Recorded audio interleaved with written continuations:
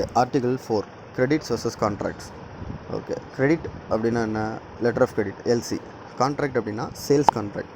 So sales contract தான் first step. பெனிஃபிஷரியும் அப்ளிகண்ட்டும் டிசைட் பண்ணுவாங்க. ஒரு கான்ட்ராக்ட் போட்டு இந்த இதெல்லாம் எனக்கு வேணும், இதெல்லாம் வேணும், ஓகே. பட் பேமெண்ட் மெத்தட் வந்து எல்சி அப்படின்னு சொல்லி டிசைட் பண்ணுவாங்க.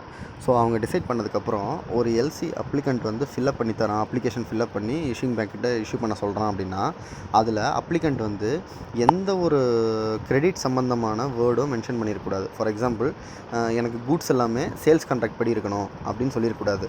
ஏன்னா சேல்ஸ் கான்ட்ராக்ட் அப்படின்றது டிஃப்ரெண்ட், கிரெடிட் அப்படின்றது டிஃப்ரெண்ட். இந்த கிரெடிட்டில் இந்த கான்ட்ராக்டில் இருக்கிற மாதிரி தான் எனக்கு டாக்குமெண்ட் வேணும்னு அவன் மென்ஷன் பண்ணிடக்கூடாது. ஆனால் எனக்கு இந்த டாக்குமெண்ட்ஸ்லாம் வேணும் அப்படின்னு சொல்லி பர்டிகுலராக அந்த டாக்குமெண்ட்டை மென்ஷன் பண்ணி தான் சொல்லியிருக்கணுமே தவிர எந்த ரெஃபரன்ஸும் இந்த சேல்ஸ் கான்ட்ராக்ட் மாதிரி எனக்கு வேணும் அப்படின்னு சொல்லிடக்கூடாது. ஃபார் எக்ஸாம்பிள், ஈவன் எனக்கு வந்து சேல்ஸ் கான்ட்ராக்டில் இந்த இதில் இத்தனை இது நான் அக்ரி பண்ணியிருக்கேன் அப்படின்னு சொல்லி அப்ளிகண்ட் கொடுத்தான் அப்படின்னா இஷ்யூயிங் பேங்க்குடைய ஒரு ரெஸ்பான்சிபிலிட்டி என்ன அப்படின்னா அப்ளிகண்ட் கிட்ட திரும்ப சொல்லணும், எந்த ஒரு சேல்ஸ் கான்ட்ராக்ட் ரிலேட்டட் இஷ்யூஸும் சேல்ஸ் கான்ட்ராக்ட் ரிலேட்டட் ஒரு மென்ஷன்ஸ் இது வேர்ட் மென்ஷன் பண்ணியிருக்கிறதும் நாங்கள் எடுத்துக்க மாட்டோம். ஸோ சேல்ஸ் கான்ட்ராக்ட் வந்து இக்னோர் பண்ணிவிடுவோம் அப்படின்னு சொன்னோம். ஒரு எக்ஸாம்பிள், இஷ்யூயிங் பேங்க் வந்து அப்படி செக் பண்ணலை அப்படின்னா இப்போது அப்ளிகண்ட் வந்து என்ன சொல்கிறான்னா எல்சியில் சொல்கிறான், இப்போது எனக்கு வந்து சேல்ஸ் கான்ட்ராக்ட் ப்ரெசென்ட் ஆகிருக்கணும் அப்படின்னு சொல்கிறான். ஆனால் இஷ்யூயிங் பேங்க் என்ன பண்ணுவான்னா எல்சி இஷ்யூ பண்ணுவான். அப்படி இஷ்யூ பண்ணதுக்கப்புறம் அவங்ககிட்ட சேல்ஸ் கான்ட்ராக்ட் வந்துச்சு, கையில் வந்துச்சு, டாக்குமெண்ட்டோட சேர்ந்து சேல்ஸ் கான்ட்ராக்ட் வந்ததுன்னா அந்த சேல்ஸ் கான்ட்ராக்டை செக் பண்ணுன்ற ஒரு ஆப்ளிகேஷன் இஷ்யூயிங் பேங்க்கு கிடையாது.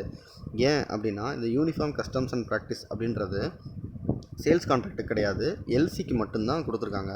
ஏன்னா சேல்ஸ் கான்ட்ராக்ட் அப்படின்றது country to country applicant to beneficiary மாறும். ஸோ அதை பேங்க்கால் செக் பண்ண முடியாது.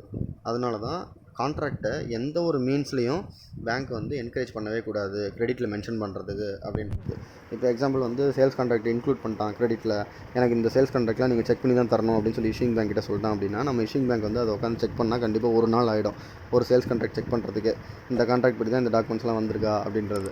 அதனால தான் பேங்க் வந்து சேல்ஸ் கான்ட்ராக்டை இக்னோர் பண்ணிடுறாங்க. ஏன்னா அது அப்ளிகண்ட் அண்ட் பெனிஃபிஷரியோட ரிஸ்க். அவங்க ரெண்டு பேர் என்ன கான்ட்ராக்டில் அக்ரி பண்ணியிருக்காங்களோ அதுபடி அப்ளிகண்ட்டுக்கு டாக்குமெண்ட்ஸ் வந்திருக்கா அப்படின்னு பார்க்க வேண்டியது அது அப்ளிகண்ட்டோட டியூட்டி தான். ஸோ சேல்ஸ் கான்ட்ராக்ட் வந்து கிரெடிட்டில் மென்ஷன் ஆகிருக்கலாம். எப்போனா அந்த சேல்ஸ் கான்ட்ராக்டை அப்ளிகண்ட் வந்து ஒரு டாக்குமெண்ட்டாக ப்ரெசென்ட் பண்ண சொல்லி பெனிஃபிஷரி கிட்ட கேட்டால் பெனிஃபிஷரி ப்ரெசென்ட் பண்ணலாம். ஆனால் இஷ்யூயிங் பேங்க்குக்கோ அல்லது கன்ஃபார்மிங் பேங்க்கோ இல்லை எந்த பேங்க்குக்குமே எந்த ஆப்ளிகேஷனுமே கிடையாது சேல்ஸ் கான்ட்ராக்டை செக் பண்ணுன்றது. அவ்வளோதான் இந்த ஆர்டிக்கல்.